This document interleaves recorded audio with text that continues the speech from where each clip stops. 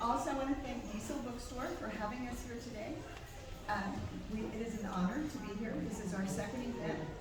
And after 2020, it's so wonderful to see people in person and to be able to see the authors again. I mean, we all talk on Zoom all the time, but now we actually get to play each other, so it's wonderful.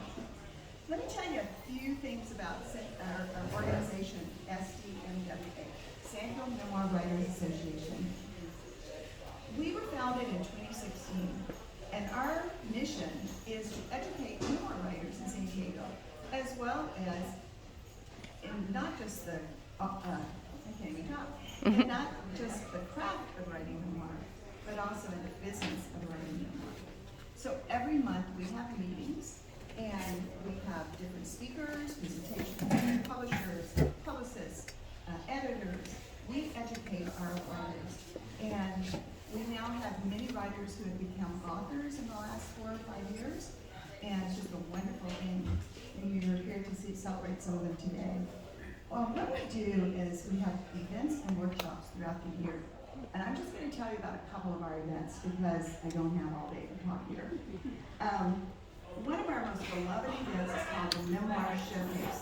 And I don't know if you all have heard about the Memoir Showcase, but it is an excellent theater opportunity for the writers. What we do is once a year we have a contest. All of our writers submit 5 pages for a theme. Every year there's a different theme. The year this one was done was called I Didn't See That One Coming. That was our theme. And independent judges pick 30 of the best pieces. And it's not really easy because so many of them are so good. But they pick 30 of those pieces. And then the top 10 of those 30 are the ones that become the acts for the Memoir Showcase. We have 10 separate acts, and they're performed by professional actors. It's a lovely event. This year it's going to be on December 7th at the Conrad in La Jolla. And I'd love to see all of you there. I think you'd be so happy. I've never heard anyone say, I went to that Memoir Showcase, it really wasn't that good. Everyone goes crazy. Everyone, I swear to you. The writers go crazy because they're seeing their pieces performed on stage, so they're just in heaven. I mean, there's nothing like it. It is such a great experience. And then all of their friends and family that's in the audience go crazy too, because it's just awesome. So please think about it. I do have flyers I'm going to put out if you're interested in going. I wanted to tell you a little bit about what we're going to do today. The authors here have their, they know what they're supposed to do, but I'm going to tell you. Because, I emailed it and I just want to make sure everyone knows. What they're going to do is come up, introduce themselves, tell you why they picked their particular story, what the title of their story is, and then they're going to read a 3-minute reading from that story. So this will give you a little taste of how diverse and wonderful Shaking the Tree is. And if you haven't bought a copy yet, you'll want to buy one afterwards. So we're going to start now, and our first reader is going to be Cilch.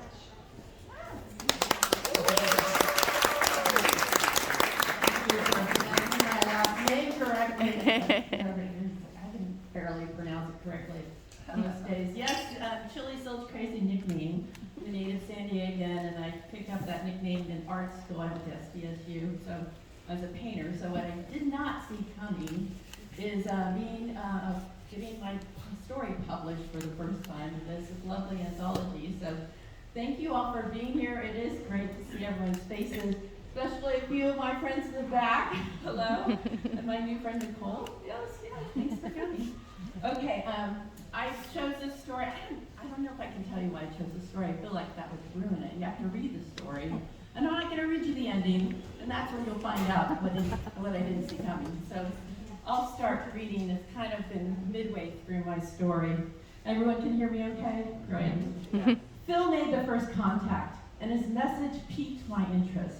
He was witty and up on current events. I really should never date anyone unless they listen to NPR. After a few weeks of online flirting, we made a date midweek to get drinks after work. I suggested an English pub close to home. He was short and stocky, with thinning hair and glasses, but he possessed a confidence that I found attractive. And he made me laugh. Laughing is my aphrodisiac. We enjoyed an easy when Harry met Sally banter. We went on a few more dates, and I became increasingly hopeful that Match.com might be able to boast another Cupid's arrow bullseye. I remember how excited he was to take me to his favorite Mexican restaurant so I could experience a pomegranate margarita. He was a foodie, politically liberal, and we enjoyed the same music. And he was a decent kisser. After the requisite 3 dates, I was interested in learning if we shared some steamy sexual chemistry. I thought I would find out soon enough, thanks to California farm workers' rights activist Cesar Chavez. We both had the next Monday free, the state holiday honoring Chavez. I was excited to spend the day with Phil, and if things went well, I'd be in my silky robe kissing him goodbye later that evening. This would be the first time he was picking me up at my house, so I had to make sure the bed was made and my home was presentable. I showered, primed, and waited patiently. I texted, I called, I messaged on the dating site, and got nothing, nada. I was pissed, then sad, then pissed again. So I likely seriously got pissed on booze later that evening. Or maybe I curled up in bed with a good book. I frankly can't remember. What I do remember is going to work the next day. My cubicle mate Carmen couldn't wait to hear about my date. She was a good friend, a married pal that lived vicariously through my dating exploits.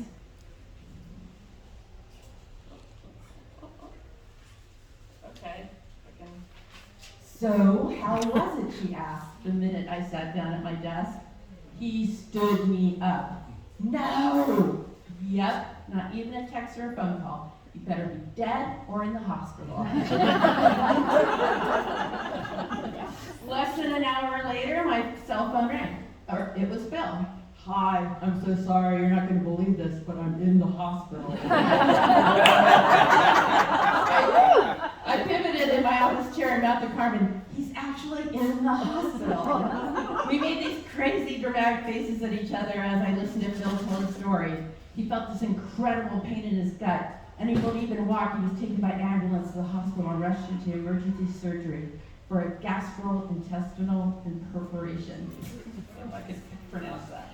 Anyway, so to see what happens. The rest of the story.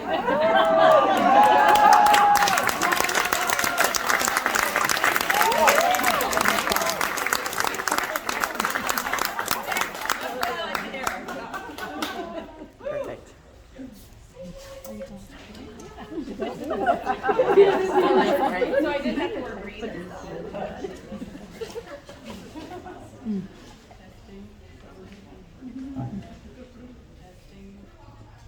No? I'm talking. Real close. Yeah, I nothing. almost have to kiss it. Hello, hello. Hello. Is the power on? She made it work with Testing. the other one. So she turned it off. Testing. Battery might be dead. Yep.